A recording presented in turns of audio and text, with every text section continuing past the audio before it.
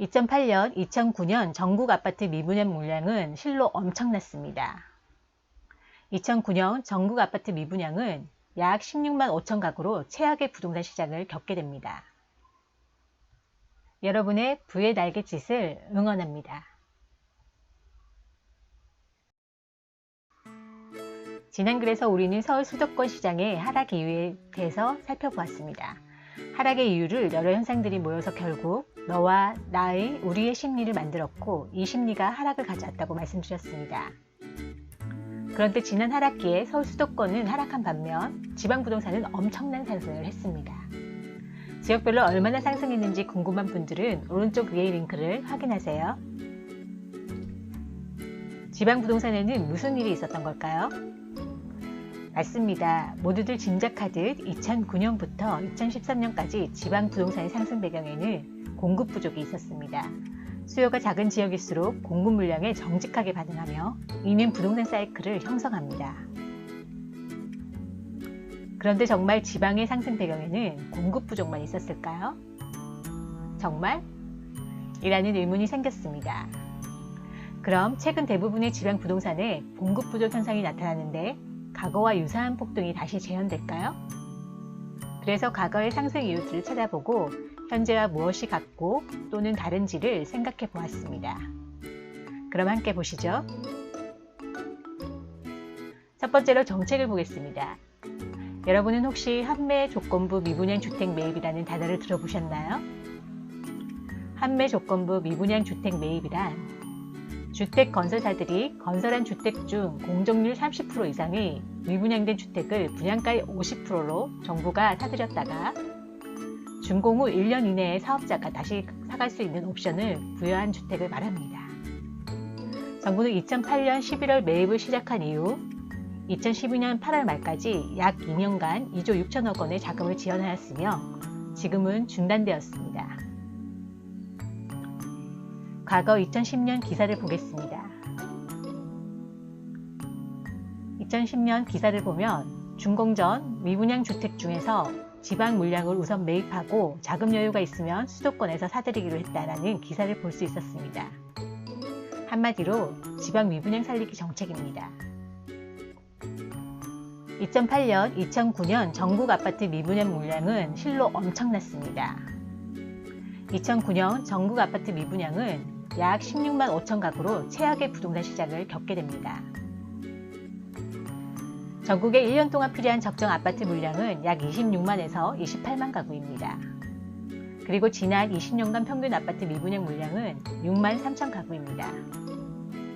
대략 적정 물량의 20% 정도까지는 평균적으로 미분양 물량이 존재한다는 것입니다.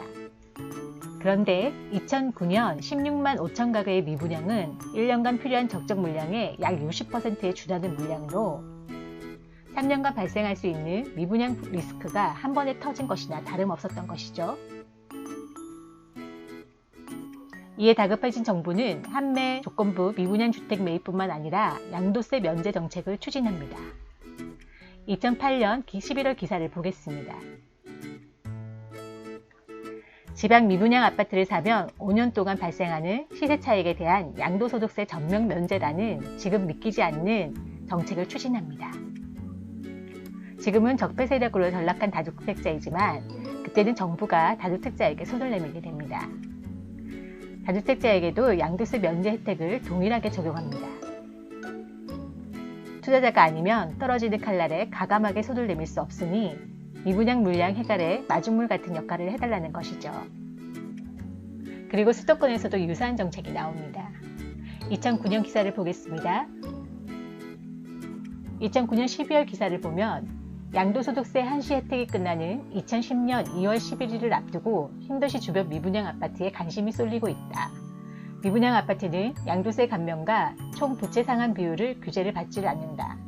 또 내년 6월 30일까지 준공되는 미분양 아파트를 계약하면 규모에 관계없이 취등록세를 감면해준다. 신도시 주변 미분양 아파트는 양도세 감면, 수도권 가밀 억제 지역은 60% 양도세 감면, 총 부채 상환 비율인 DTI 규제를 적용받지 않으며 취등록세 감면 혜택을 주게 됩니다.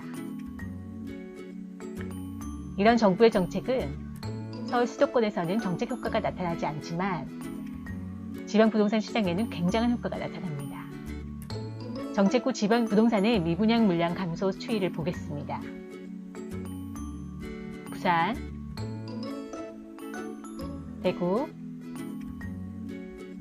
광주, 대전, 울산.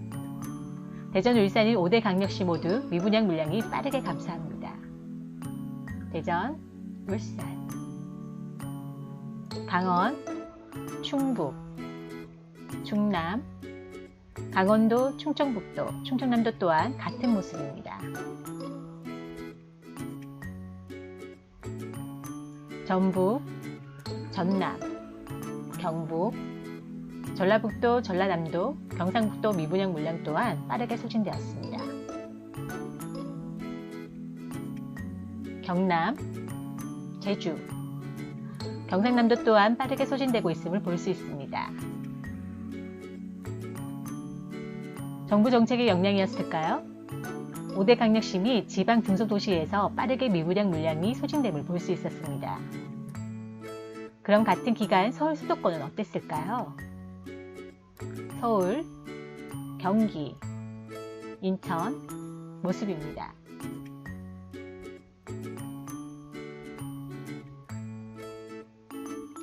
정부 정책 시행 초기에 감소하는 모습을 잠깐 보이지만 이내 다시 미분양 물량이 상승합니다. 서울 수도권이 이와 같은 이유는 이전 영상에서 확인하세요. 서울 수도권에서는 정부의 정책의 효과가 미미했는데요. 왜? 지방 부동산 시장에는 반대의 모습이 나타났을까요?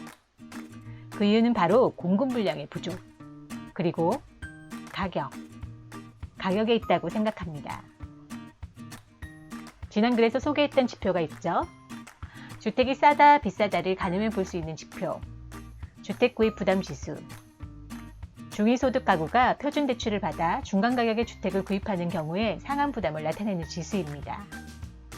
그 시절 주택을 구입함에 부담감이 어느 정도였는지 지역별 주택구입 부담 지수를 살펴보겠습니다. 서울, 경기, 인천 지역 모두 2008년 주택구입 부담 지수는 최고 정점 구간이었습니다. 서울의 경우 2008년 164.8이라는 수치는 4인 중위 가구 소득 487만 원 기준으로 매월 200만 원을 원리금 상한으로 사용하고 있으며 이는 소득의 41%로 주택 구입에 있어 매우 부담스러운 가격이었습니다. 반면 지방은 달랐습니다. 부산, 대구광역시의 주택 구입 부담 지수입니다. 최저점 구간이 지나고 있는 것을 볼 수 있습니다. 광주광역시 또한 지난 상승기 전에 주택 구입 부담은 최저점의 모습을 보이며 울산 또한 최저점은 아니지만 평균 이하의 모습입니다. 마지막으로 대전입니다. 대전의 주택 구입 부담 지수 또한 평균 이하의 모습입니다. 공급 물량은 하계할 때 보겠지만 5대 강력시의 경우 가공급 기간이 지나고 주택의 가격 또한 거품이 제거된 상태였습니다. 최근 5대 강력시 모두 주택 구입 부담 지수가 평균을 넘어 높은 구간으로 진입하고 있습니다. 경상북도는 지수가 하락하는 추세이며 2009년 3분기에 평균 이하로 진입합니다. 경상남도는 저점 구간의 모습입니다. 충청북도의 경우 평균 이하의 모습입니다.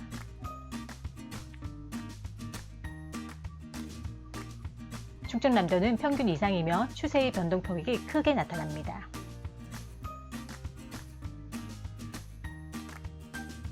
전라북도는 높지는 않지만 평균 이상이며 전라남도는 평균 이하의 모습입니다. 강원도는 평균 이상이지만 지수의 크기가 높은 구입부담 지수는 아닌 것으로 보이며 제주도는 바닥 수준입니다.